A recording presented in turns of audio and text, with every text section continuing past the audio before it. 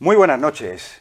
Que todo cambie para que todo siga igual. Hoy que vamos a comenzar con esta frase del Gattopardo, una obra de Giuseppe Tomasi de Lampedusa, que nos viene a decir un poquito lo que está pasando en la actualidad. Todo cambia, cambia frenéticamente, cambios muy rápidos, sin embargo, algo nos huele al pasado. Por ejemplo, identificar a personas por su origen o por su acento, o ver cómo las playas están dominadas por la piratería, ver cómo se introducen cambios en el aparato judicial, pero sin embargo siguen acumulándose las causas pendientes de la justicia. Arrancamos la clave crítica en Almería 24 Horas Televisión.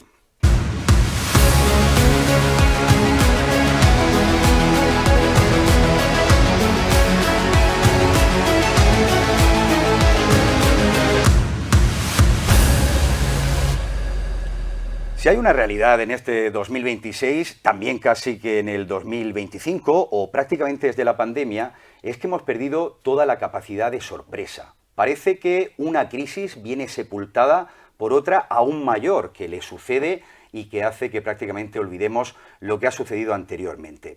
Hoy vamos a hablar de todos los cambios que se están viviendo y también cómo vemos que nos llevan al pasado. Y además de problemáticas que, tienen que ver con la actualidad. Hoy además con una importantísima tormenta, Josep, que le estamos poniendo nombre propio a las borrascas y lo cierto es que esos nombres hacen que cada vez las recordemos más porque también sus daños son muchísimo mayores. Antes que nada, pedir precaución porque hay vientos hoy con una alerta amarilla de más de 60 km por hora. Mañana miércoles van a ser de incluso 100 km por hora o más. Así que, muchísima precaución, sobre todo si tienen que coger un vehículo. El tráfico marítimo que está detenido, sin embargo, eso no impide que se esté produciendo una imagen cada vez más habitual en nuestras costas, y es ver un tipo de embarcaciones que no deberían estar ahí, narcolanchas, embarcaciones go fast, que se dedican a ilícitos, al narcotráfico, al tráfico de personas y que se resguardan al pairo en estos días de temporal. Llamamiento por parte de los ayuntamientos, de los consistorios del litoral almeriense afectados por esta situación, pero sobre todo y lo más importante, llamamiento y petición de medios también por parte de la Guardia Civil. Hoy vamos a hablar de eso y también para hacer justicia pues hace falta que funcionen los juzgados. Hay un terrible colapso judicial y hoy hemos tenido un ejemplo de ello en Berja, con una concentración que han hecho sus 19 funcionarios porque están estresados, tienen muchísima carga laboral y encima ese retraso judicial se les está culpando a ellos de provocarlo por su ineficacia. Bueno, luego nos detendremos en este asunto. Y además, no sabemos si va a empezar a dar miedo a hacer cosas que parecían muy comunes. Por ejemplo, el subirnos al tren. Más de una semana después de la tragedia de Adamuz, después de todo lo que ha pasado también en Barcelona, en otros lugares con nuestro sistema ferroviario, obligado el comentario y la opinión que tendremos sobre esta situación. Y con esto de que una crisis o una gran noticia sepulta otra, pues también hoy se está hablando mucho de esa regularización de hasta 500.000 de inmigrantes que plantea el gobierno, de nuevo por decreto ley y al parecer sin pasarlo por consultas y la votación del Congreso de los Diputados. En fin, todo esto que nos va a dar mucho que hablar, así que mejor que enrollarme yo, vamos ya con nuestros protagonistas. Voy a empezar por mi lado derecho con Verónica Gómez, que es abogada y que además yo quería especialmente que estuviera esta noche aquí con nosotros. Muy buenas noches. Hola, Fran, encantada de saludarte y de estar aquí. Hablaremos de justicia, De justicia, que dicen que si no es lenta no es justicia, no sé si coincide. Demasiado lenta está siendo. Demasiado, ¿no? Demasiado lenta está siendo realmente. Bueno, luego la analizaremos, no sé si es algo concreto de Berja o de toda la provincia o de todo el país. De toda la provincia, pero es cierto que las últimas reformas están afectando a todo el país, Aún más, de verdad. ¿no? Y en Berja en concreto, las últimas reformas están agravando la situación que ya había grave de por sí, de años y años y años. Bueno, muchas veces esperamos que la política dé respuesta a todo esto, no siempre ocurre, pero a mí me gusta traer a Rocío, que ella trae además la base, el conocimiento de la política, pero ella es además licenciada en Ciencias Políticas. Hola Rocío, ¿qué tal? Muy buena. Buenas noches a todos, encantada de volver, que ni el viento nos para, Fran. Eso te iba a decir, bueno, disculpadme si yo llevo los pelos de aquella forma, hoy yo creo que todos podemos pasar por, un despeinado, ¿no? Sí, Con hoy estos sí. vientos y estas lluvias. Hoy se nos permite. Hoy se nos permite. Bueno, volveremos a pedir prevención, ¿no? Se han caído me dicen 2 árboles en Almería Capital, en la zona de Valo Azul, y un ficus en el Paseo de Almería. Y así estamos expuestos en muchos municipios en el día de hoy. Es muy peligroso. Y luego a mi lado izquierdo, que tengo a mi querido amigo, filósofo, que también nos hace falta sentido crítico, pensar un poquito, Antonio Guerrero. Hola Antonio, ¿qué tal? Muy buenas. Muy buenas, pues encantado de reencontrarte otra vez. Y eso que has dicho de que hoy nos podemos despeinarnos, yo me lo asumo, porque me gustaría despeinarme por fin alguna vez. Hace muchos años que no me despeino. Pues encantadísimo de estar aquí con vosotros, en tan grata compañía, y encantadísimo de debatir para todos ellos. Bueno, muchas gracias, y luego al final dedicaremos 2 minutillos para un regalo que me has traído, que es un regalo además para todos nuestros espectadores, porque se pueden hacer con él, que es este libro y que es El filósofo de la perspicuidad, que nos lo descubre nuestro amigo Antonio Guerrero, que es el nombre de... Sí, es el nombre, significa el filósofo que aclara, que es un aclarador, y es un filósofo almeriense que está todavía vivo, que es muy desconocido en su propia tierra y que por eso hay que hacer justicia, ya que vamos a hablar de justicia, es otra forma de hacer justicia, hablar de Jesús Padilla, almeriense de nacimiento. Pues bien tirado. Y fíjate que hablamos de despeinarnos y hay un cuerpo policial que la verdad es que les da igual despeinarse, mojarse, llenarse de barro, ensuciarse las manos, herirse. Es la Guardia Civil al que, bueno, debemos tener un enorme respeto, lo estamos viendo en todas las crisis, hablábamos de Adamuz, ¿no?, los primeros en llegar, hablamos de catástrofes naturales, ahí siempre está la Guardia Civil, por eso cuando hacen un llamamiento, hacen una petición, creo que es bueno que les escuchemos. Voy a saludar, lo tenemos al otro lado del teléfono, a Daniel Fernández, es portavoz de la Asociación Independientes de la Guardia Civil. Hola Daniel, ¿qué tal? Muy buenas noches. Hola, Fran, muy buenas noches. Gracias por darnos voz en vuestro programa y buenas noches a toda la mesa. Muchísimas gracias a ti de verdad por dedicarnos este tiempo. Esperemos que tengáis una buena jornada hoy, que no tengáis demasiadas salidas con esto del viento y del temporal. Aunque el temporal os ha llevado, o nos ha llevado a todos a darnos cuenta de una realidad que existe en Almería, que es la de las narcolanchas. ¿Cuál es la situación? Porque desde Independientes de la Guardia Civil avisáis de presencia masiva de embarcaciones Go Fast en la costa de Almería, ¿no? Así es, Fran. Nos hubiese gustado decir otra cosa, ¿no? Pero es que desgraciadamente venimos alertando de la presencia cada vez mayor de estas redes delictivas dedicadas tanto al narcotráfico como a la inmigración ilegal en las costas almerienses. Y ahora mismo me atrevería a decir que la actividad es constante, ¿no? Tal y como hemos constatado a lo largo de estos últimos meses, no solo ahora con el temporal, sino que a lo largo de todos estos meses, pues los compañeros que prestan servicio en Almería nos lo trasladan cada día, ¿no? La actividad no cesa y parece que desgraciadamente no tiene vistas de remitir a corto plazo si no se destinan más recursos y más medios, ¿no? El temporal que acecha estos días la provincia ha sacado a la luz pública, ¿no?, la ingente cantidad de embarcaciones de las que disponen estas redes delictivas y que se han visto obligadas a refugiarse de este temporal a plena luz del día, y lo que más nos sorprende y más nos hiere como guardias civiles es con ese total sentimiento de impunidad. Claro, lo que llama la atención, pones el acento en eso, Daniel, es el gran número de embarcaciones. Ayer, de hecho, Independientes de la Guardia Civil hablaba de creo que 14 embarcaciones que se veían en el Cabo de Gata. El Ayuntamiento de Níjar también daba una cifra de una decena que veían en su costa. Pasa en Garrucha, pasa en Carbonera, pasa en Vera. Estamos hablando de decenas de Go Fast, ¿no? Así es, así es, así. Esto es la realidad, ¿no? Esta es la realidad que venimos denunciando desde hace tiempo y que por unos u otros motivos las autoridades parece que se vendan los ojos y no quieren ser conscientes de esta realidad, ¿no? Lo venimos denunciando ya no solo nuestra asociación, sino que los propios compañeros que están ahí destinados, pues cada día reportan estas incidencias, ¿no? Esto ahora sale a la luz, pues porque estas embarcaciones, lógicamente, por el mal tiempo, no pueden navegar y se ven obligadas a cobijarse del temporal, pero esto es un reflejo de la realidad de este crimen organizado que estamos teniendo en nuestro país, ¿no? No solo ya en Almería, sino que lo vemos también en Málaga, en toda la zona del Estrecho de Gibraltar, y vamos, podríamos decir que en toda la zona sur de España estamos teniendo este grave problema, y si no se ataja de forma inminente y si no se escucha a las fuerzas y cuerpos de seguridad del Estado, que somos los que estamos a pie de terreno, pues lógicamente el desenlace puede llegar a ser muy preocupante. Sí, sí. Puede ser dramático, ¿no? Estoy completamente de acuerdo, Daniel. Y además, claro, lo que estamos viendo es que los ciudadanos lo filman, lo captan en cámara e incluso nos da la impresión de que a veces los agentes de la Guardia Civil conocen la ubicación, saben dónde están esas narcolanchas, pero no la pueden interceptar. Hasta ese punto llega, digamos, la superioridad de velocidad, de material, de los narcos o de este tipo de personas frente a nuestra defensa, frente a la Guardia Civil.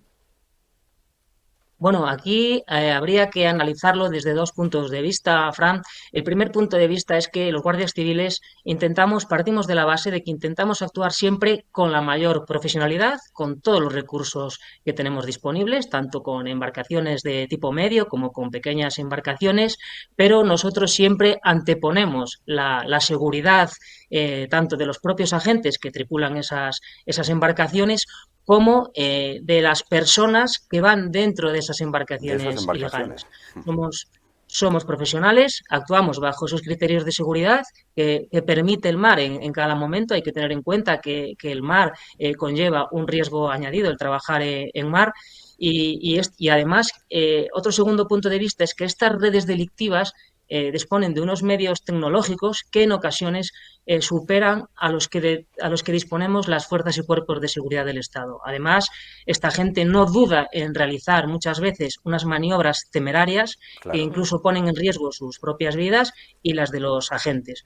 Por lo tanto, nos enfrentamos a ese hándicap y partimos de la premisa de que siempre es mejor dejar escapar una narcolancha a perder una vida. Da Sí, igual y que además sea ha la propia ocurrido, vida de los agentes efectivamente.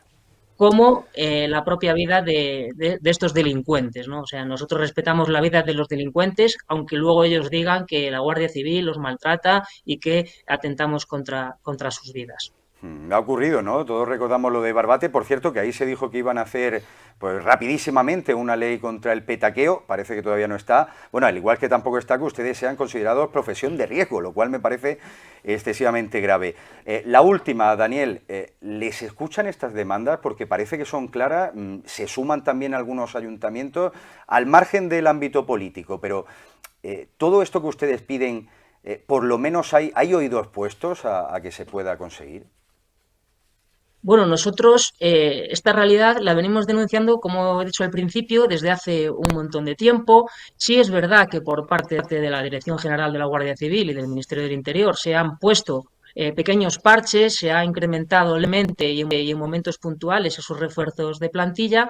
Esto, a juicio de de nuestra asociación y del conjunto de asociaciones profesionales, no satisface la demanda, ¿no? Y es más, hemos intentado tener una interlocución directa con el representante del Gobierno en Almería en una carta que le remitimos el pasado 11 de septiembre con una omisión de respuesta, ni siquiera se dignó a decir si nos recibía o no, en la que pretendíamos alertarle de esta realidad y de la necesidad pues, de dedicar todos los recursos para que este crimen organizado no se enquiste en España y concretamente en Almería. Ya digo, nos preocupa seriamente que estas actividades delictivas lleguen a arraigarse en la zona y puedan influir de forma negativa en la sociedad almeriense, como ya ocurrió, como ya hemos visto en otras partes de España, lo vivimos en la Galicia de los años 80 o más recientemente en el campo de Gibraltar, De donde la Gibraltar, sí. logística asociada al narcotráfico finalmente termina generando una inseguridad, una normalización de la delincuencia y, en definitiva, graves problemas de convivencia, porque estas organizaciones necesitan de una red de apoyo logístico en tierra, necesitan guarderías, necesitan realizar labores de contravigilancia, previsión de víveres, abastecimiento de carburantes o incluso los braceros que descargan esas mercancías cuando las embarcaciones, la droga, toca la costa. Pues es verdad, te cambia todo y además, bueno, deja ciertos sectores de oportunidad, que no se entienda bien esa palabra, ¿no? Pero para, bueno, ciertas personas que tiran por la vía corta y a lo mejor pues se dedican al dinero fácil, ¿no? Y a conseguirlo de esta vía. Daniel, que muchísimas gracias por estar con nosotros, nos quedamos con todo lo que nos cuentas y lo comentamos aquí en La Clave Crítica. Un fuerte abrazo. Gracias a vosotros, un saludo. Bueno, pues esta es la situación, Verónica. Inundados, nunca mejor dicho, de narcolanchas. Bueno, no sé, abro así en general, pero ¿a vosotros esto qué os parece? Porque es verdad que hablamos de armas que hay en la provincia de Almería, no solamente en la costa, ¿no? Drogas y, en fin, este tipo de gente. Discrepo un poco con lo que ha dicho la gente en cuanto a que les preocupa que se arraigue. Yo creo que está muy arraigado desde hace tiempo y lo único que está poniendo al descubierto el mal tiempo es que están ahí.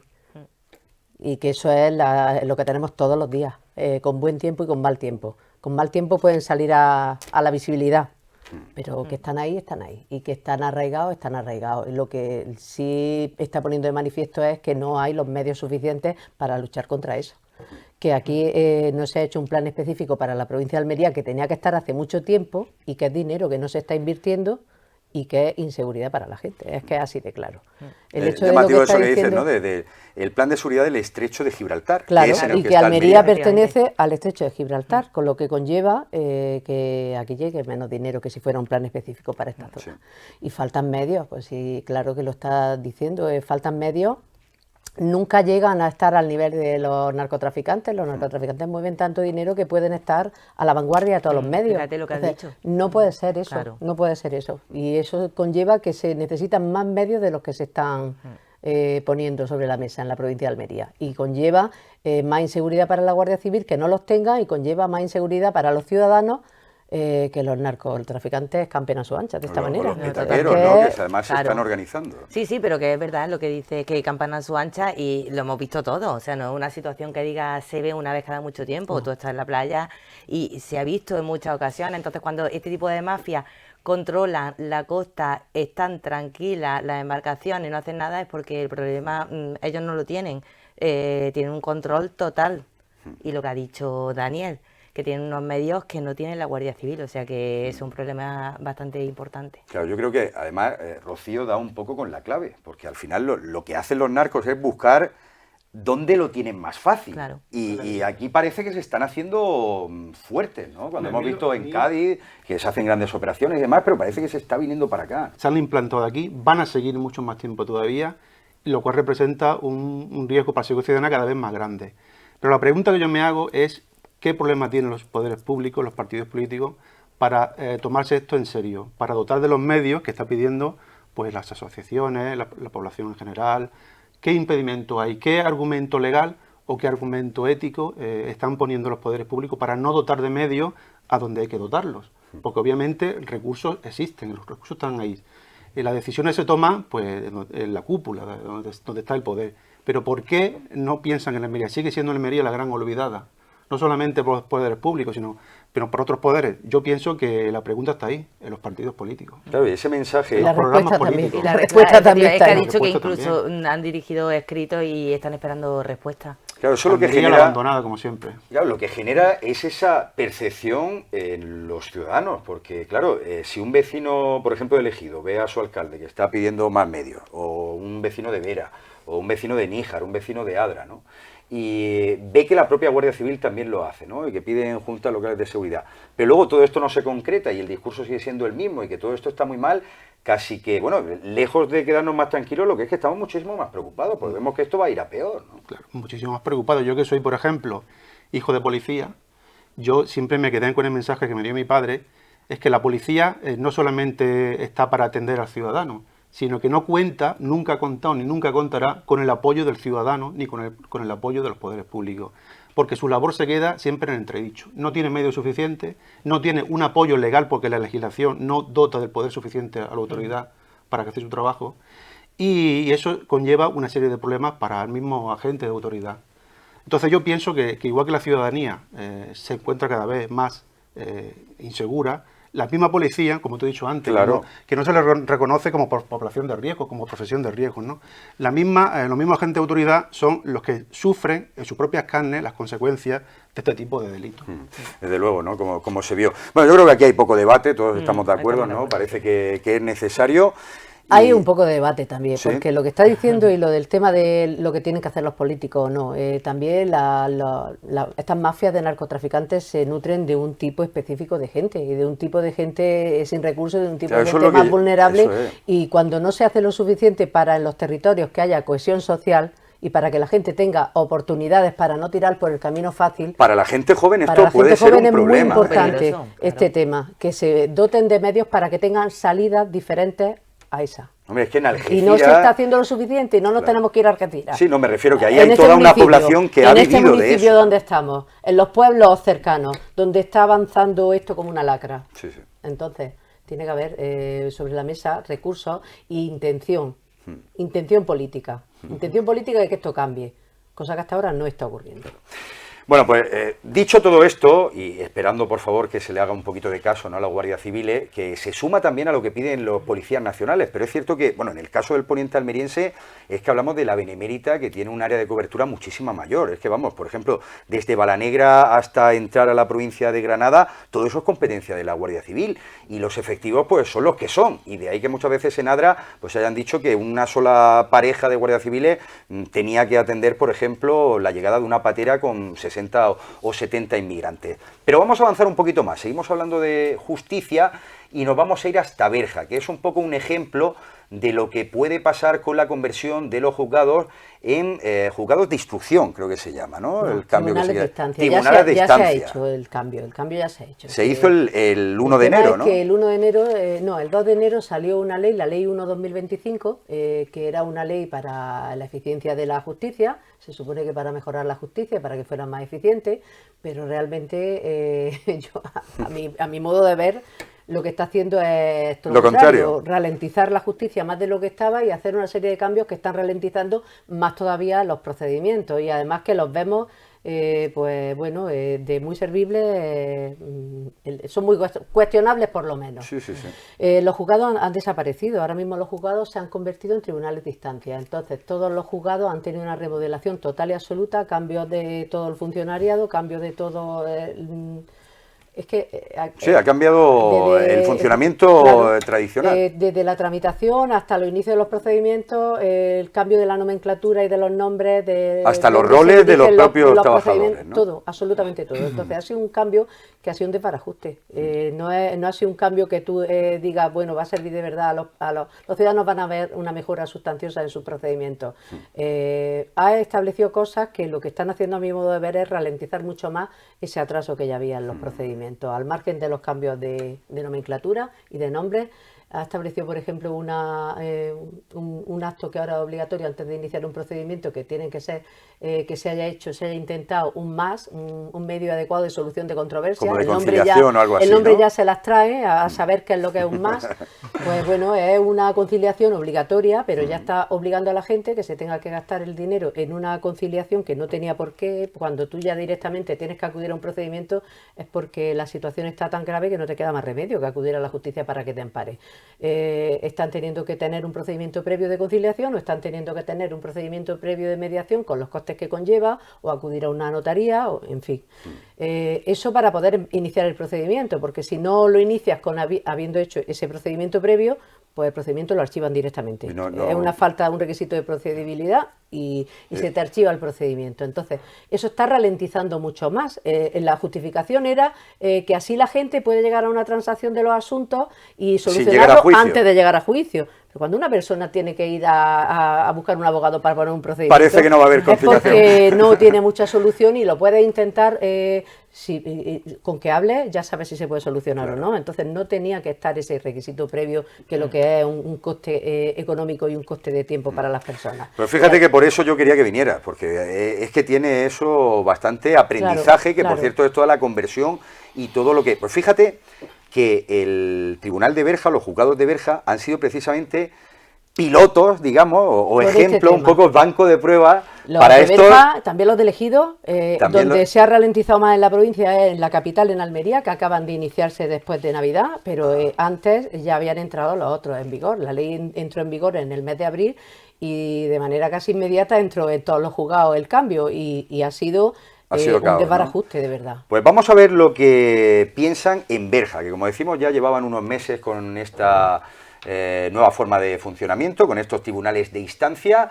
Isabel Garrido es portavoz de Justicia de CESIR, responsable de este área del Sindicato Independiente de Funcionarios, y fíjense cómo nos describe la situación en Berja, que os han concentrado. Berja está completamente abandonada, lo que son sus juzgados. tanto de medios materiales como sobre todo medios personales. Acaban de aprobar una nueva plaza de juez, pero esas plazas de juez no llevan incorporada plantilla, lo que aún más va a agravar más el problema.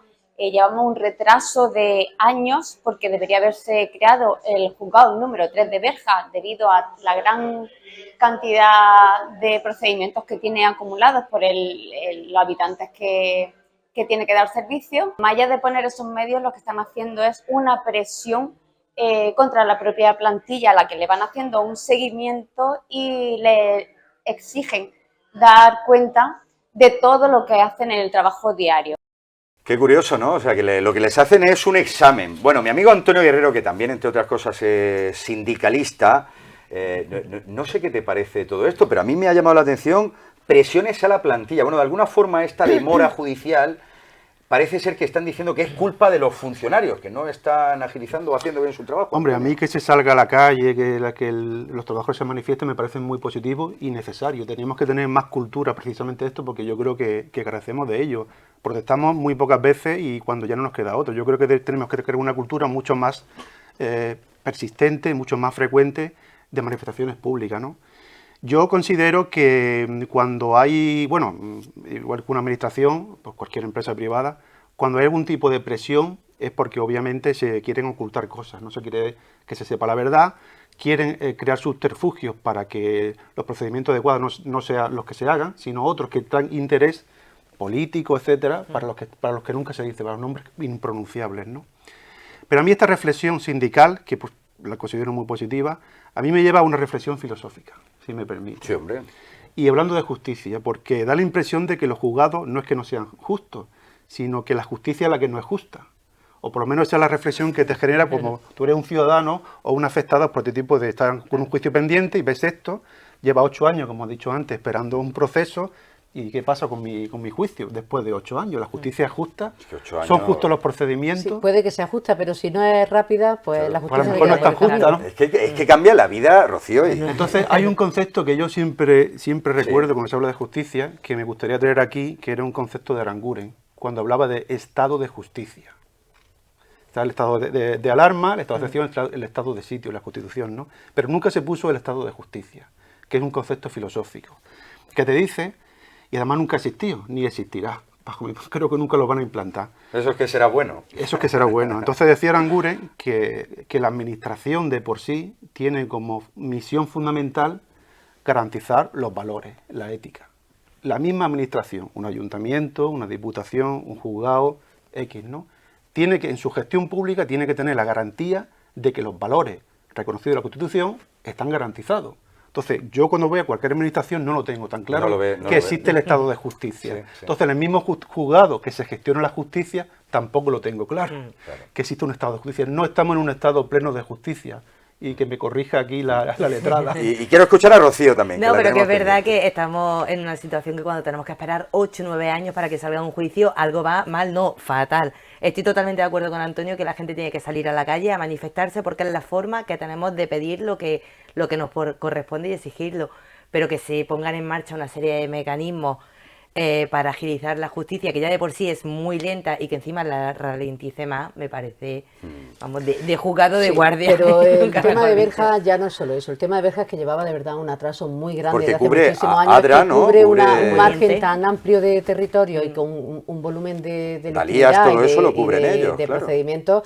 Cubre Adra, cubre toda la zona de la curva, cubre Balanegra, cubre Berja, Dalías, todo el partido Berja judicial de y- Berja, todo el partido de Dalías y cubre toda la Alpujarra, cubre Fondón, cubre todos Madre los pueblos. mía. Sí. Entonces, no tienen Con 19 medios funcionarios que me han dicho medios que hay allí, materiales ¿eh? en los juzgados para hacer frente a todo lo que ya tenían y ahora el cambio que se ha venido, pues ya están desbordados. Y Fíjate, van a Verónica, acabar que todos hablamos de del verdad con un déficit de estrés médicos, laboral. hablamos del déficit de médicos y no hablamos tanto del déficit Es verdad. de No- jueces, no que se habla, seguramente no se habla, el pero ratio será la gente lo altísimo. sufre, los profesionales lo vemos, lo vivimos y lo sufrimos también y los ciudadanos de a pie lo sufren en los problemas que tienen y en cómo se solucionan. Hombre, Y yo es que- como ciudadano a pie, si os digo, Rocío, a mí me dicen en un problema que tengo, Que va a tardar un voy a año, tardar que va a 8 tardar- años, No, los problemas, me va a costar dinero. los problemas Claro. que tú estás iniciando nuevos, los problemas que se están ahora iniciando, pues a lo mejor tardan menos en tramitarse. Pero el problema en Berja es que llevaba mucho atraso de por sí, de muchos procedimientos de muchísimos años que estaban ahí y que ahora están saliendo a la luz más al hacer la reforma que han hecho de la justicia. Al cambiar toda la tramitación, al cambiar todos los servicios, están saliendo también a la luz todos esos expedientes que llevan atrasados y que llevan tanto atraso de tantos años. Entonces, ahí se está viendo palpable la falta de funcionarios, la falta de jueces y la falta de medios, de verdad. Y ahora están desbordados. Pero es una pregunta como la anterior, ¿por qué los poderes públicos no dotan de esos medios? Si los medios Porque es existen. dinero. Claro. Porque es dinero. ¿Y por Porque qué no lo si la destinan? Junta de Andalucía tiene que hacer un juzgado y no lo hace, Bueno, que pero lo yo haga, que no sea, entre otras que lo cosas, haga, porque en los conlleva- juzgados hay causas conlleva- en las que están Pero metidos ¿qué- los políticos. ¿Qué impedimento Eso- hay, por ejemplo, para que quien tenga esos recursos... ¿Qué los impedimentos? Que o sea, gestionan los recursos de la manera que les da la claro. gana y hay prioridades que unas son y otras ¿Y no por son. qué la y justicia aquí se no es van una prioridad? ralentizando. Y el delito, Pues ¿por qué es una imagínate si no prioridad? es una prioridad para los ciudadanos, pero los políticos hacen lo que les da la gana con las prioridades de los ciudadanos. Claro. Bueno, ¿tú sabes cuál es el destino de una persona que delinque, se juzga y, bueno, tiene una condena, ¿no? ¿Hacia dónde va? ¿Lo sabes, Antonio? Pues a la cárcel. Va a la cárcel, ¿no? A la Pues cárcel. fíjate que a la cárcel nos vamos a ir, pero de visita. Vamos a hacer primero un alto en el camino y a la vuelta, 40 aniversario del Centro Penitenciario de la Acebuche. Vamos a hablar rápidamente con el sindicato mayoritario, que esto abandono me puede matar.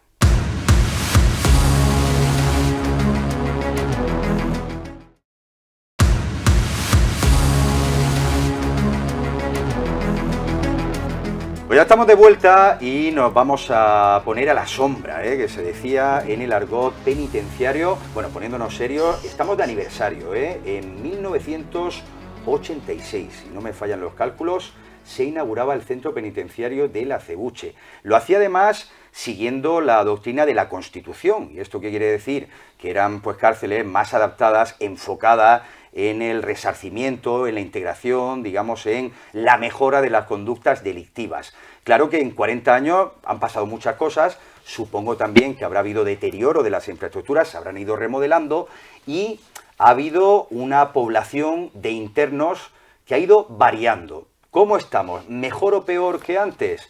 Bueno, pues eso lo vamos a pulsar con el sindicato mayoritario en el Acebuche, que es Tu abandono me puede matar, y su portavoz, que es Antonio Pérez, al que quiero saludar. No sé si es para felicitaros esto del aniversario, del cumpleaños, 40 años del Acebuche. ¿Cómo lo estáis viviendo, Antonio? ¿Cómo están las cosas? Hombre, bueno, la verdad que 40 años es una cifra muy importante. Para nosotros, lógicamente, es un motivo de celebración, pero sobre todo por aquellos trabajadores que ya estaban en el inicio de esta apertura y que hoy día continúan, ¿no? Que tenemos pocos, pero también hay algunos, ¿no? Entonces, para nosotros siempre el mayor motivo de celebración es pues, el gran trabajo de esos profesionales, ¿no? Bueno, 40 años, la madurez ya la han alcanzado. Espero que se haya podido aprender de los errores y que tengan, por ejemplo, una ratio adecuada de internos para poder realizar su trabajo correctamente como funcionarios. ¿Es así, Antonio, o cómo están? Bueno, el tema de la población reclusa y la ratio funcionario-población, como bien sabes, hay una disparidad de cifras y de criterios, ¿no? Desde nuestro sindicato defendemos que en la actualidad tenemos prácticamente 970 internos con 4 módulos cerrados y eso implica que la prisión está a unos niveles de saturación prácticamente del 100%, ¿no? Es decir, nosotros de la propia Secretaría, si tenemos una capacidad operativa de 723 plazas, descontando lo que es el centro de inserción social, módulo de mujeres, enfermería, ingresos y demás, pues podemos estar rondando las 715 más o menos, porque siempre tenemos un grupo de internos en el módulo 11 pendientes de observación para poder destinarlo al departamento que más le beneficia a esa persona, ¿no? Entonces, con esa cifra estamos prácticamente a un 100% y tenemos muy poco margen. Nosotros se lo hemos transmitido al director y, bueno, y la Secretaría también es consciente. Y a nivel de personal, decirte, se inauguró un centro de inserción social sin una dotación de personal, un personal que se detrae del propio que tenemos en el acebuche, que nosotros ciframos en que por lo menos necesitaríamos 25 funcionarios más allí exclusivamente para ellos, más una cifra que además la he estado mirando hace un ratito, la relación de puestos de trabajo que se publica en el portal de transparencia, pues pone que nos faltan, solo en el área de vigilancia nos faltan 21 compañeros, ¿no? Solo en el área de vigilancia. Bueno, eso es llamativo. Claro, algunos datos que llaman la atención. Yo no quiero establecer paralelismos o que esté relacionado, pero claro, en esta cierta saturación de presos, vemos que en el balance que hicieron del 2025, Antonio, hay 3 agresiones más que el año anterior, un total de 11 agresiones a funcionarios, y además aumentan otro tipo de incidentes, que son los regimentales, ¿no? Que también, bueno, hay que tener en consideración. Claro, nosotros el balance que hemos hecho, y nos remitimos a las cifras, es que a nivel de población reclusa hemos empezado el año 2026 con 100 internos más que el 1 de enero del 2025. Esos datos son inamovibles. A nivel de agresiones, como tú comentabas, han sido de 7 a 11 agresiones, ¿no? Pero es que también han aumentado los intentos de agresión, que hemos pasado de 5 a 8. En general, en todos aquellos incidentes que computamos que puedan afectar a los trabajadores, han aumentado todos aquellos menos la resistencia activa al cumplimiento de órdenes. Han aumentado los delitos de amenaza, de coacciones a funcionarios, resistencia pasiva al cumplimiento de órdenes, etcétera, etcétera. O sea que las cifras las podemos intentar maquillar o poner como queramos.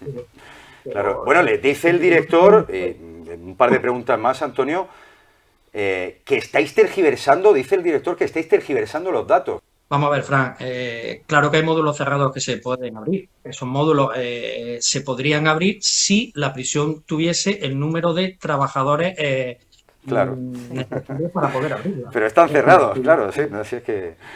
Claro. De hecho, ahora hay una previsión de que se pueda abrir un módulo, pero hay que cerrar otro porque es que sus condiciones arquitectónicas son bastante... No lo aguantan ya. Claro, desde 40 años, pues al final las cosas se deterioran, mucho interno, etcétera, etcétera, etcétera. Y lo de que tergiversamos los datos, la información, pues mira, eso no es verdad. O sea, hay una cifra que el director es verdad que siempre saca y dice que la prisión de Almería llegó a tener 1.300 internos. Ese dato es correcto, pero esos 1.300 internos fue en el año 1994. Es decir, no nos podemos comparar con lo que pasaba hace 30 años o 32 o 35. Estamos aquí y ahora. Y aquí y ahora es que la situación que tenemos es de un caos. Sí. Caos no es la palabra, ¿no? Es decir, tenemos que hacer encajes de bolillos muchas veces para ubicar para llegar a todos sitios. Sí. No, claro, porque... Pues le entiendo. Una última cosa, Antonio, porque hoy hemos estado hablando mucho de delincuencia, de narcolanchas, por ejemplo, que ahora ya sabes que hay muchas en la costa almeriense. Otra de las informaciones que se están evidenciando es el cambio en el perfil de los presos preventivos, podemos decir, que esos primero recalan ahí en el acebuche. ¿Eso lo estáis notando? ¿Os está afectando también en el día a día? Sí, hombre, por supuesto. Las grandes operaciones policiales que está llevando a cabo tanto la policía como la Guardia Civil, a nosotros nos supone un incremento importante de los internos que tenemos. Según los propios datos publicados por el director del centro, pues la población preventiva en Almería, te hablo así un poco de memoria, ha aumentado en el último año un 4% y a nivel nacional estamos en un 37% de internos preventivos, mientras que la media en España es de un 17%, es decir, nosotros tenemos un flujo muy importante de entrada y salida, y lo que está ocurriendo últimamente es que estamos teniendo muchas entradas de internos, porque obviamente pasan a disposición judicial y la autoridad judicial decreta ese ingreso en prisión, y nosotros la única manera de descongestión que tenemos es mandar internos de conducción, pero mandar internos de conducción nos está costando mucho Y claro, si esta semana, por ejemplo, se van 5 y ya lo que llevamos de lunes, martes, no han podido entrar 7, pues ya estamos en un más 2. Ya estáis en un Y más eso lo 2. va subiendo también, las cifras no cuadran.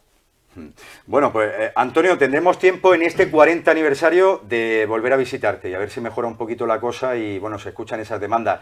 Que te agradezco mucho que nos hayas atendido aquí en la Clave Crítica. Un fuerte abrazo.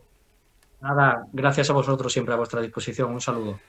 Bueno, pues la situación de la cárcel, que aquí, bueno, yo no sé si tenéis algún comentario, ¿os sorprende algo? ¿Lo sospechabais, lo imaginabais? Es que llevamos toda la tarde hablando de lo mismo, falta de personal y falta de En personal. todos Es que en todos sitios, Está todo relacionado. juzgados, cárcel, está todo relacionado. ¿Cuánta gente hay de verdad estudiando para ser, por ejemplo, funcionario de prisiones? ¿Cuántas plazas sacan? Hace falta gente, funcionario, hace falta personal. Y yo no sé cómo se tiene que pedir o cómo se tiene que exigir ya, pero esto Y ya clama al muy cielo, grave, es muy grave que no tengan espacio para los presos, Claro. que tengan módulos cerrados por falta de, Por falta de personal. de vigilantes, por Ajá. falta de funcionarios, de verdad. Que han Y dicho que faltan 25, me ha parecido escuchar. 25 según la propia RPT, según dicen, además. la relación de puestos de trabajo de la Eso es propia mucha cárcel, gente. que ellos mismos están reconociendo que faltan ese personal. Claro. Pues eso conlleva más inseguridad para los que hay, más riesgos de agresiones y mil cosas. Y otros que no son, que se me olvida decirlo, agentes de la autoridad, porque eso Claro. tampoco los funcionarios de Claro. prisiones, bueno, se puede, la Guardia Civil no, pero los funcionarios de prisiones también, en este caso, ojo, porque un médico, por hacernos una idea, es agente de la autoridad. Si alguien le agrede, Claro. está penado, digamos, por ley como esa figura. En cambio, si le agreden a un funcionario, no, es que, No, pues, es que es de claro. extrema gravedad lo que Sí, estamos Es hablando. gravísimo. Los maestros ahora mismo son considerados también Por ejemplo, sí lo son. autoridad y bueno, ha sido un cambio bueno porque había muchas agresiones Claro, cada vez más de claro. niños a profesores o de padres o de, bueno, se dan de todas las casuísticas. Pero el tema de que los funcionarios de prisiones no estén considerados así en un sitio con el riesgo que tienen Con el es riesgo que que es tienen. aberrante. Es un contrasentido. Incluso otra profesión de riesgo que nos reconoce la seguridad privada. Tampoco, los vigilantes de Los seguridad vigilantes que privada. protegen a los médicos y que protegen a otras En autoridades los hospitales. tampoco son Tampoco, gente de claro. autoridad. Madre Entonces es un contrasentido legal, es una contradicción legal que está ahí, que no se subsana y que sigue avanzando y sigue generando más contradicciones con el tiempo, ¿no? Sí. A mí me ha llamado mucho la atención otra cosa y es que hayan hecho un módulo para la reinserción social y esté cerrado por falta de Por falta de personal, personal. cuando eso es lo más importante que se puede hacer en una cárcel, que las personas pueden entrar en la cárcel, han podido cometer un error en su vida y han tenido que afrontarlo con esa entrada en prisión, pero la cárcel les puede servir para volverse mejores personas o para hacerse maestros de la Claro, delincuencia. bueno, totalmente, hay gente Entonces, que le pasa lo pero contrario. pasan de verdad las dos cosas. La gente se reinserta y cambia y tienen que tener medios para poder hacer eso. Que sea una cosa, una finalidad tan importante y que esté desaprovechándose de esa manera, pues llama mucho la atención y dice, bueno, ¿qué Pues, se está haciendo aquí? Son recursos, que lo ha dicho muy bien Rocío, ¿no? De todo lo que estamos hablando y lo que es la vida. Precisamente para hacer una oposición para funcionarios de prisiones había muchos de los pasajeros Que fueron a Madrid, el- qué pena, ¿verdad? de los trenes, ¿no? Una Que tragedia, colisionaron una en- tragedia. en Adamuz. Bueno, ha pasado una semana, nosotros de hecho la pasada semana bueno, vimos cómo se veía afectado Fitur, no iba la representación, digamos, institucional andaluza en motivo de respeto a las víctimas. Vaya por delante primero nuestras condolencias, ¿no? También aquí en Almería hay gente que conoce a víctimas, había de hecho una legionaria que residía en Viator, concretamente era de Ronda, pero bueno, se veía herida también en el tren Albia, concretamente, que era donde ella viajaba. Bueno, una semana más tarde ya se puede hablar de otras cosas, entiendo, y desde luego se está poniendo de manifiesto cómo está el sistema ferroviario español. Y aquí lo que ha llamado la atención es que fue Córdoba, después vino Rodalíes, después hubo otro episodio en Murcia, ha habido otros en Galicia, o sea, o toda la casualidad se ha puesto de manifiesto, o realmente puede haber algún problema de mantenimiento en las vías. No sé cómo estáis viviendo esta situación y bueno, cómo lo estáis En viendo. el caso mío, yo puedo decir que una vecina de mi madre, que fue una de las que murieron, concretamente, Vaya por yo Dios. soy de Huelva, como tú sabes, Sí, ¿no? es verdad, tú eres genovés. Y el tren que peor salió perjudicado fue precisamente el que iba con destino a Huelva, ¿no? Y era una señora mayor que dejó a su familia allí, a su marido, que eran los dos personas mayores, para ver a otra parte de su familia en Madrid, y en el regreso pues tuvo el fatal desenlace, ¿no? Esto es una tragedia y a mí hay dos cosas que me preocupan mucho, es el uso que se le está dando políticamente a esto, que es bastante nefasto. A mí realmente se me pone la carne tibia cuando veo que los partidos políticos lo están utilizando como carnaza política para hacer daño al adversario. cuando hay un montón de familias que lo que quieren es un poco de apoyo moral, Claro. un poco de un abrazo, un apoyo moral, unas palabras de... Nada, sin embargo, todo lo que se dice para dañar al otro adversario político. Eso es bastante lamentable bajo mi punto de vista.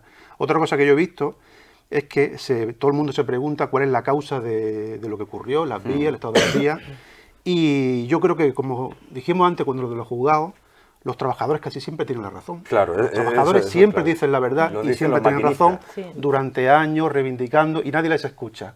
Hasta que llega el momento en que ya no tiene más remedio que reconocer que decían la verdad. Y eso es lo que está ocurriendo aquí.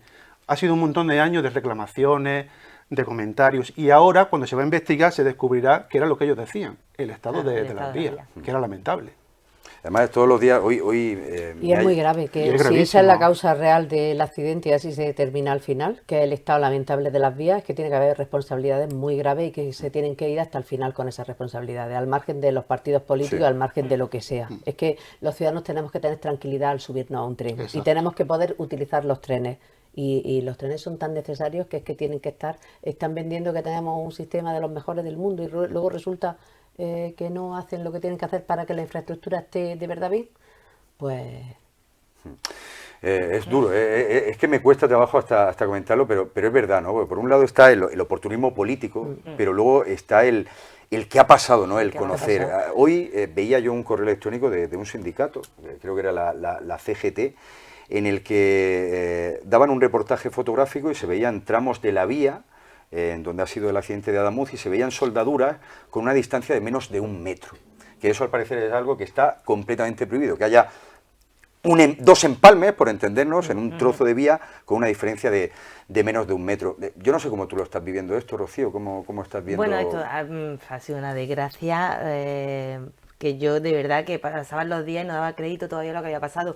Yo me niego a pensar que el tren pase a ser un medio inseguro. Yo vengo de familia de ferroviarios, ha sido un medio de transporte el que he cogido toda la vida. Ya te digo, mi abuelo, mi tío, Es mi que hermano. siempre ha sido lo más seguro, Claro, ¿no? en Hemos este pensado. momento, entonces ha sido una desgracia. Fue un cúmulo de casualidades también que, bueno, se dio todo lo que no Claro, se todo en tenía una que semana, dar claro. para que pasara eso. Y Bueno, es verdad claro. que se tiene que investigar y llegar hasta el final. Hoy sí se estaba diciendo que parece que ha sido lo que tú decías, la soldadura de la vía. Evidentemente aquí tienen que caer cabezas, tiene que haber responsabilidades, pero que eso no va a devolverle a la familia Claro. toda la gente que se ha perdido. Entonces, que nos sirva pues para tomar conciencia, lo que decía Antonio. Había muchas quejas de que cada vez que pasaba el tren por ese tramo daba un pequeño salto. Sí. Sí, se había avisado, pero bueno, sí que quiero decir también en las cuestiones políticas, me parece, de primera, sí que me parece admirable cómo políticamente se ha actuado tanto por la Junta de Andalucía como por el Gobierno central, inicialmente la cooperación entre ambas instituciones. Ahora sí es verdad que se está utilizando mucho como arma política, se está intentando comparar la gestión de unos con una catástrofe y la gestión de otros con otra catástrofe. Eso me parece de verdad lamentable y de vergüenza porque los que tenían que estar, Juanma Moreno le faltaron, vamos, ahí el primero, los que tenían que estar han estado en su sitio y creo que las respuestas desde el principio han sido buenas. No se podía hacer otra cosa nada más en ese momento y Sí. ahora la investigación que siga, llegar hasta el final y lo que están pidiendo desde el primer momento, tanto unos como otros, que no se difundan bulos y que no se crea versiones ni arrojamientos ni que haya ese arrojamiento político porque el daño se le hacen a la familia. eso además- está fuera de dudas, pero que en ese momento han actuado todos a piña, a ver, vamos a ver lo que ha pasado y vamos a solucionarlo y han estado a la altura, bien, pero no solo se está a la altura cuando pasa algo así, hay que estar a la altura de verdad No, claro. pero cuando Cuando estás pasa. haciendo política día a Por día supuesto. y que los recursos públicos vayan a lo que tienen que ir. Sí, sí, y por no lo que supuesto. estamos viendo de un despilfarro total de recursos públicos y de, bueno, aparte, al margen de los casos de corrupción, donde en las cosas graves de infraestructura en España pues se van en mordida ese Claro. dinero. No, Iba a decir pero no yo- y que no se iba a decir vayan yo, a lo que sí, a lo importante, de 700 verdad. millones de euros que dijo Óscar Puente, ¿no? Que que se se habían había gastado invertido en en ese esa tramo. vía. Que no Bueno. obstante, a ver, en cuanto a los argumentos Y que ahora se diga que no que se dijo en un momento inicial que la vía entera era nueva y ahora Sí, ahora esté resulta que era de saliendo 1989, resulta que no, que sí. la vía no era nueva y que se ha tergiversado eso. Pero es cierto, y me que- llama la ¿dónde atención está ese cómo dinero? en un primer momento, digamos, ha habido como dos parcelas políticas. Por un lado, y lo mencionaba Rocío, Juanma Moreno, junto al gobierno de la nación, incluso los reyes, que veíamos ahí cierta entente cordial, que además han mantenido pese a la gravedad, ¿no?, de estas circunstancias, pero luego otras personas dentro del Partido Popular que han sido mucho más críticas que el propio Moreno, ¿no? Que es en su tierra, al final son dos provincias afectadas, andaluzas, ¿no? Y muchísimos andaluces los que se han visto como víctimas, pero luego es verdad que en el exterior se ha dado como otra visión, que no digo que sea más malo o más bueno. Y luego está el asunto del mantenimiento, que creo que eso es matriz. Pero mejor que comentarlo nosotros, yo quiero irme hasta Extremadura, que además queda cerquita de Huelva, y ver a un pastor que día tras día, con su rebaño, pasa por las vías del tren, y esto es lo que ve, que luego nos dicen millones de euros de inversión. Dale al play. Bueno, pues esta es la vía que tenemos aquí a la entrada de Llerena. Aquí tienen ustedes los tornillos flojos. Hay tantos flojos, unos por fuera, otros por dentro. Este está fuera también. Acaba de pasar un tren, mira cómo están las maderas tienen ya 2 siglos por lo menos. Y esto es lo que tenemos aquí. Y dinero para Cataluña. El Sánchez, dinero para Cataluña. Pedro Sánchez, 5.000 euros de gasoil para ir a Benidorm. Y 5.000 euros de gasto en avión para ir a Benidorm. Y así está la vieja aquí. Vergonzoso. Bueno, al margen del verbo, ¿no?, que pueda utilizar este señor pastor de Extremadura, yo me quedo con la imagen, me quedo con lo visual. Y sinceramente, Antonio, esas vías del tren, no sé si, ojalá que no pase nada, pero yo no sé si eso es el Estado viendo las tuercas por fuera, oxidadas, viendo las maderas. Yo no sé la resistencia que ofrece eso, a mi confianza no me da. Hombre, a mí tampoco, yo no soy un técnico, no soy ferroviario, no soy un técnico en la materia, pero a simple vista es obvio que confianza no da ninguna. Si ve una vía con desgaste, en mal estado de mantenimiento y que por lo que parece, dice este hombre, lleva bastante tiempo así, la confianza es cero. Entonces me parece un problema gravísimo. Y seguramente, como decíamos al principio, los trabajadores llevan reivindicando esto desde hace mucho tiempo y hasta ahora no se les presta un poquito de atención. Porque incluso yo recuerdo que cuando pasó el accidente empezaron la gente a poner vídeos por las redes de trenes que empezaban a vibrar, pero de forma bastante llamativa, y de años anteriores, no de ahora, sino de años anteriores. Y nadie ha prestado atención hasta que ha pasado el fatal desenlace, ¿no? Que es lo que siempre suele ocurrir, que tiene que ocurrir una desgracia para que se tome conciencia de lo hecho, ¿no? Y justamente en el Ministerio de Transportes, que eso sí que ha sido también diana, ¿no? Dar en la diana después de todo lo que se está viendo. Bueno, que estamos llegando al final, y yo antes de irnos, vamos a abrir un último melón, que para eso estamos en tierra de verduras y hortalizas, nuestro sector primario. Bueno, antes decíamos que todo va muy rápido, que casi que una gran crisis es solapada por otra, o se puede ofrecer una información que haga que el debate cambie de lugar, ¿no? Y eso ha ocurrido desde el día de ayer, sobre todo en el día de hoy, con esa anunciada por el gobierno en acuerdo con Podemos, regularización masiva, no sé si está bien utilizada esta palabra, pero que podría beneficiar a 500.000 de personas que residen, que trabajan, dicen, aquí en España. Claro, por un lado es algo que se ha hecho cada 10 años prácticamente, a excepción de con Rajoy en España, pero por otro lado llama la atención que haya sucedido justo en esta fecha y que además se haga sin pasar por el Congreso de los Diputados, creo, ¿no? ¿Coincidencia, casualidad también? ¿O desviar un poco el foco de la responsabilidad del accidente también y de todo lo que está pasando a nivel político? Es un bombazo a nivel informativo. A nivel noticia. ¿Estáis de acuerdo con esto de la regularización? Mira, yo como abogada sí. Tiene mucho de cortina de humo, te digo que sí, obviamente. porque viendo lo que pasa, por ejemplo, aquí en la provincia de Almería, tanta gente como hay que de verdad necesita regularizar su situación, está trabajando, tienen trabajo, tantas personas que necesitan trabajadores que no los encuentran y que se ven abocados a tener que contratarlos de manera ilegal porque no tienen permiso. Eso es el pan nuestro de todos los días y lo que conlleva eso para esas personas, el sufrimiento que están teniendo de tener gente ilegal y que no encuentran trabajadores.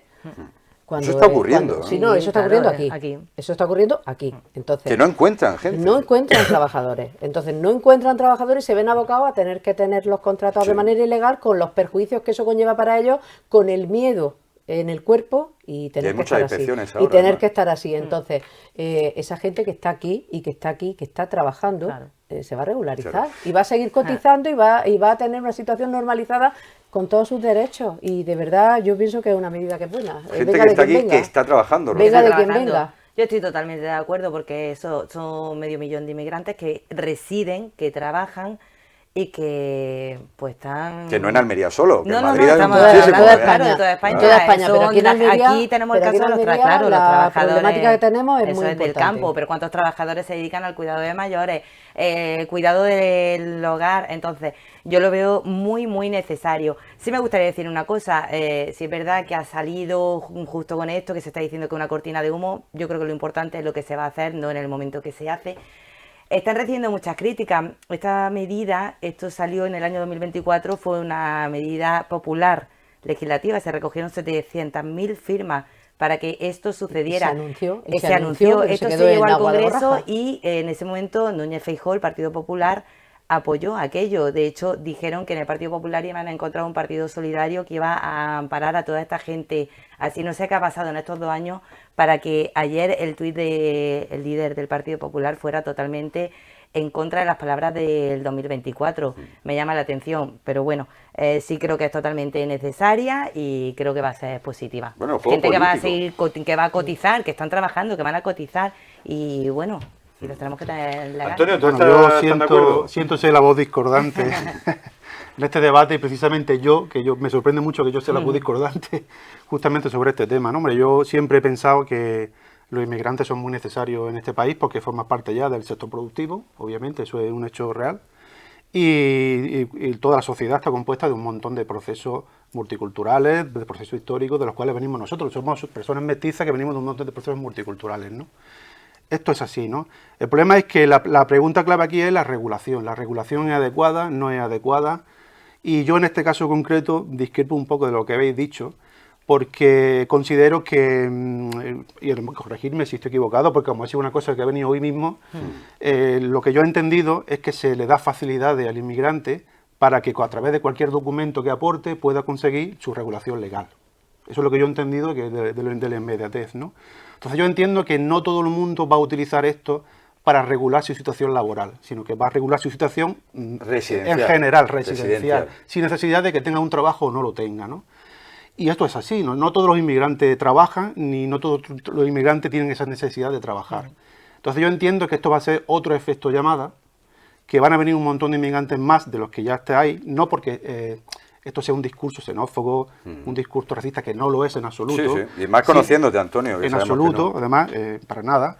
Pero sin embargo sí creo que esto no está enfocado a regular el tema laboral, porque cuando un inmigrante tiene un trabajo y se le ofrece un contrato, yo no creo que haya muchos impedimentos legales para que al final se regularice.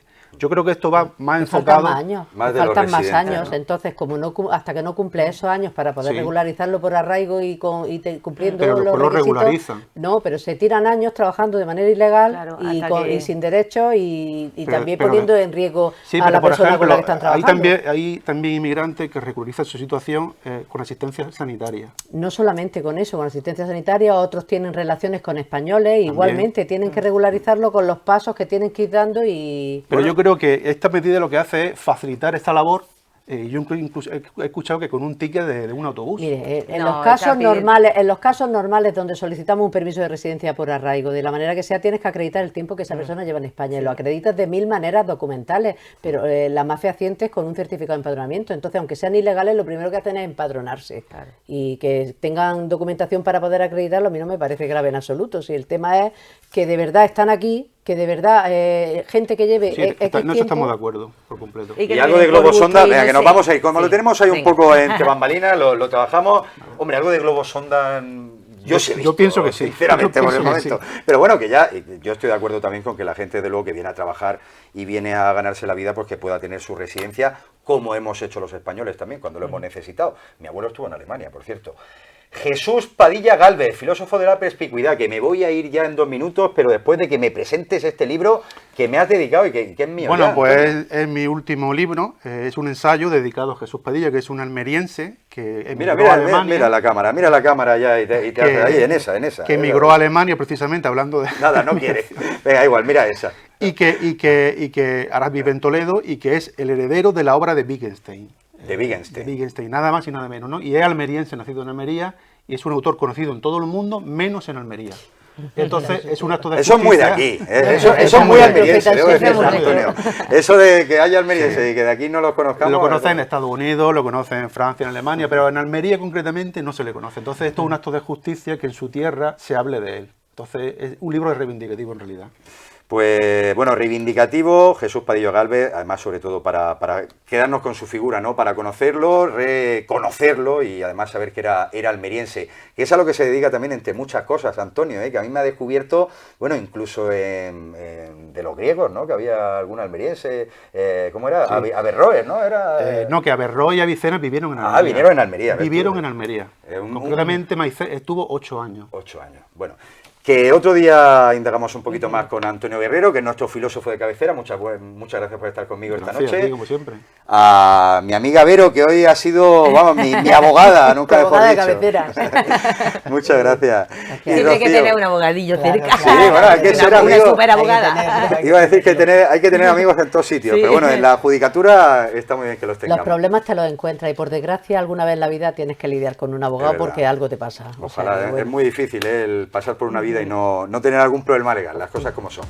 Que esperemos que se cobijen del viento, mañana alerta naranja, muchísimo cuidado con la carretera. Ha habido una muerte en Torremolinos, en Málaga, una mujer de unos 30 años que le ha caído una palmera, así que bueno, sirva también como aviso, que nuestros mejores deseos. El próximo martes volvemos con más invitados y con más asuntos, siempre de la actualidad de Almería. Adiós.